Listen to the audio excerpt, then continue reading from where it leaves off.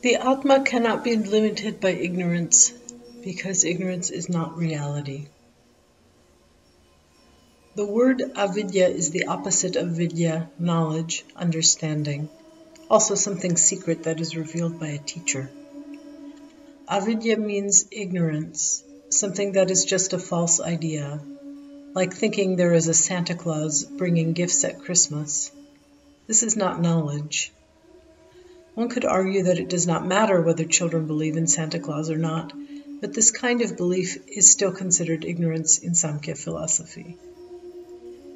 Just as we mentioned the fish being farmed in the previous explanations, those fish can think whatever they like, but they remain unaware of their reality, which is that they are being farmed.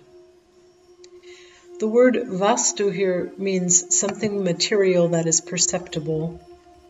If I am perceiving something, then I believe I can prove it is real. But there are also things like Santa Claus that we discuss even though we have not ever actually perceived them. They are unreal. It is misleading to believe that the Atma is related to the realm of unreality.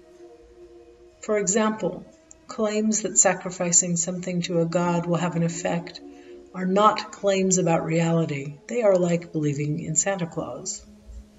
It is not easy for people who live in ignorance, in unreality, to accept that their beliefs are unreal. All that we do is limited to our mind and our sense organs, just like the fish in the pond are limited to a life in water. Only the farmer, the Atma, knows why they are in the pond. It is wonderful to realize how much these ancient treatises have already explored these ideas.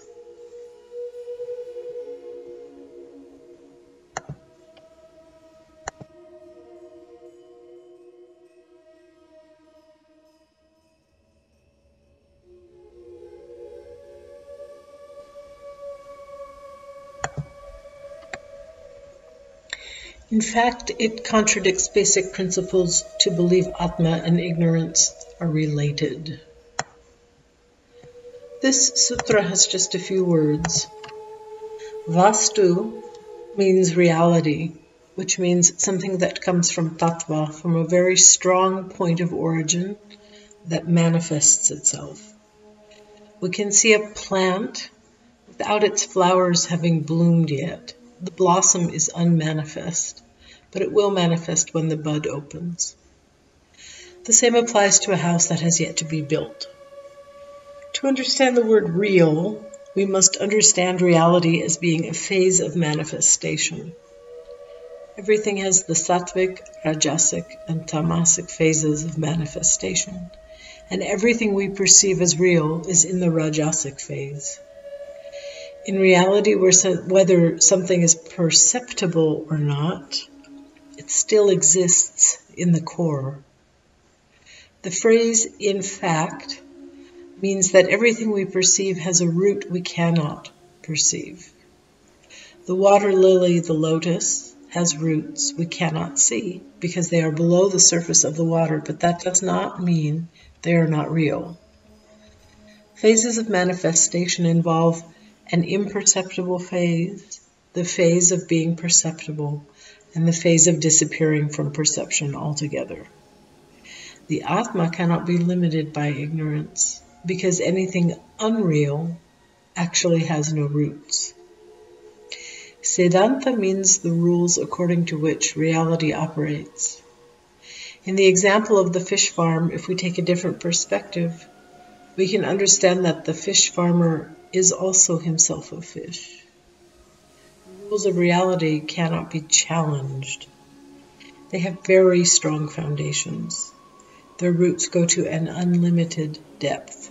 They are constant and eternal. We would be living in ignorance to contradict these principles, but this is what is done today by religious missionaries, for example, by people who advocate belief in gods, in heaven, to create fear in people, like a farmer using a dog to herd sheep, so they will be easy to handle.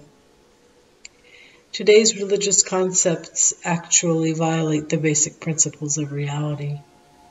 The sheep farmer believes he needs to use the dog to keep the sheep in line, even though this is not true. Only human beings are able to understand the principles of reality. No other living entity can do this. This is why it is our duty to care for everything around us. Human beings could use this capacity to understand the Atma and how reality becomes manifest and reveals its own qualities. A bomb explodes, water slakes thirst, antibiotics reduce inflammation, etc. We have the opportunity to understand this and to become happy and healthy once we understand this. The very first verse of Samkhya explained that human suffering can be addressed by this understanding. Alleviating human suffering is the point of this understanding.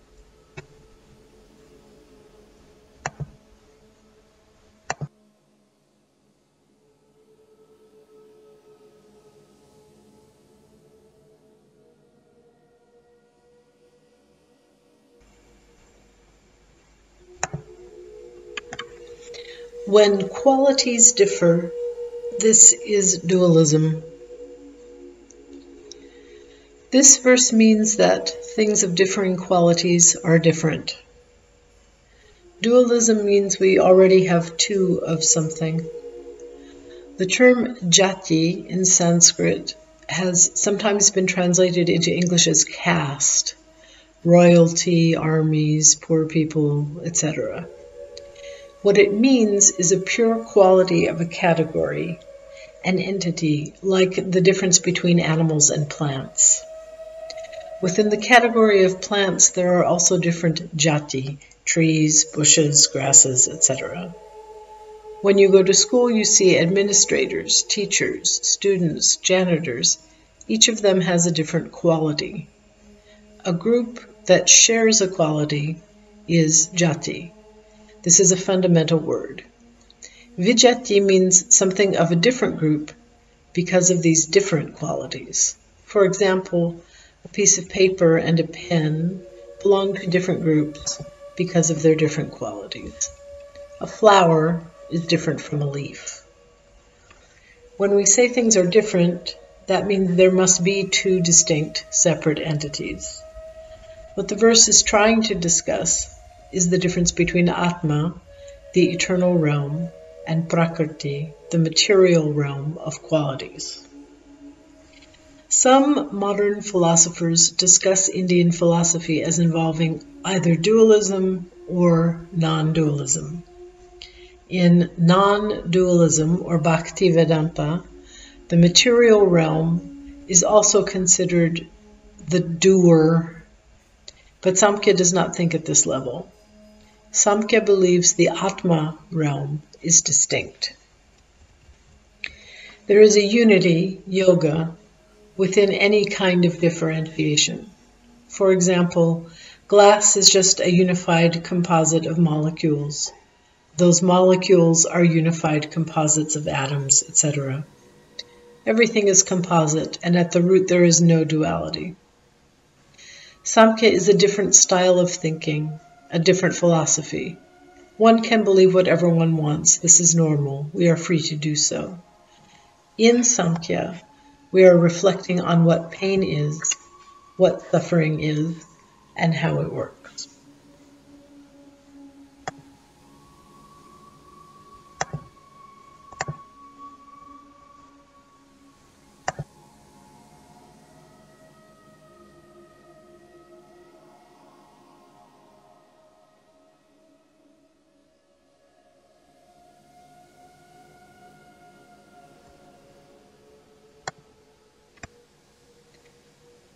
What if there is something that is opposite to both forms, the cause and the material manifestation?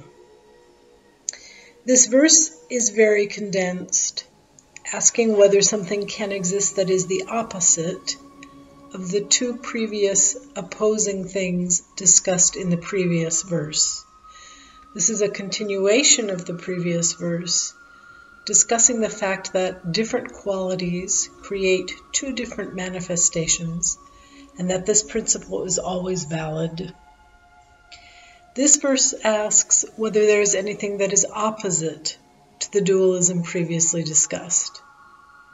Some authors have speculated or asked whether there is something that is the opposite of dualism, and mentioned words such as ignorance, knowledge, or God as a possible opposite to dualism. The next verse will address this.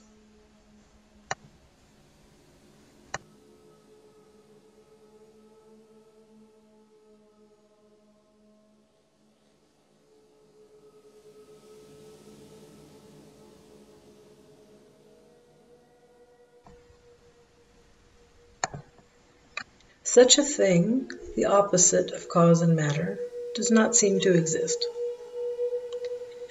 In fact, according to Samkhya theory, nothing exists beyond cause and the realized intention of the cause. Everything in this universe has an invisible, imperceptible root cause, and the only things we can experience through our senses are what is materialized according to the plan for manifestation. For example, when a seed receives the right conditions, it begins to realize its intention and the plant begins to grow. The seed is no longer. We can calculate what causes are because everything has a cause. But we work with the manifestation on the material level that we can perceive. Whenever we see something, that means it has a history, a cause that explains its presence. Samkhya philosophy says that the causative factor will create a reorganization of the environment necessary for realization of the intention. The human body is also a reorganized part of the surface ingredients of the earth, made of carbohydrates, water, oxygen, acids that have been organized into a body to realize the intention of living. If somebody wants to live in a house, has that intention, then he will change the landscape. He will create bricks from the earth and build a house. Once we see the house, we can estimate, using our intelligence, that somebody intended to build it, and once the intention is gone, the house collapses into a ruin. Samkhya emphasizes that the causative factor is always behind the material level, but each retains its separateness. The Atma does not merge with the material. The level of intention does not lose its qualities when it is realized, and this is different from situations where qualities are changed and a fusion or merger happens. This is what Yogi Kapila is emphasizing.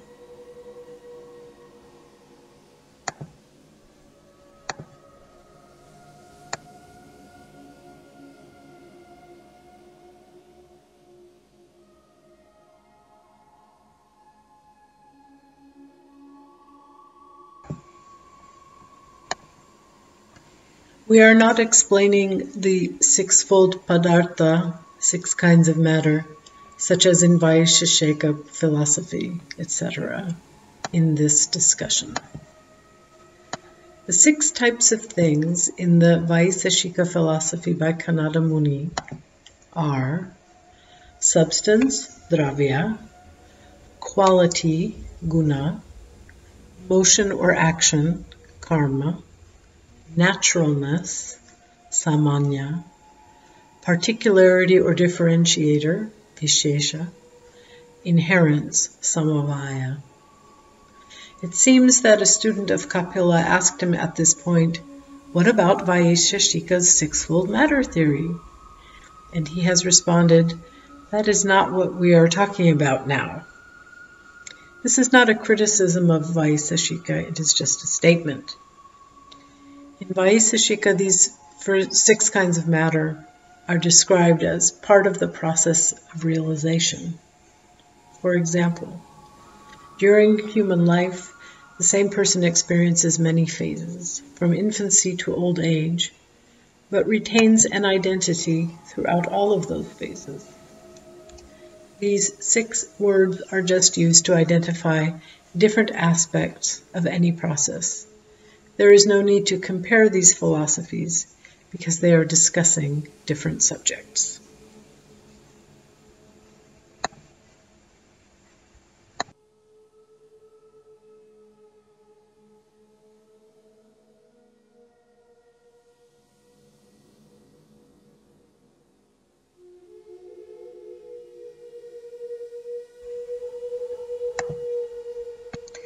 If there are no principles and something cannot be proved by a set of logical arguments, then it is similar to the logic of a child or a crazy person.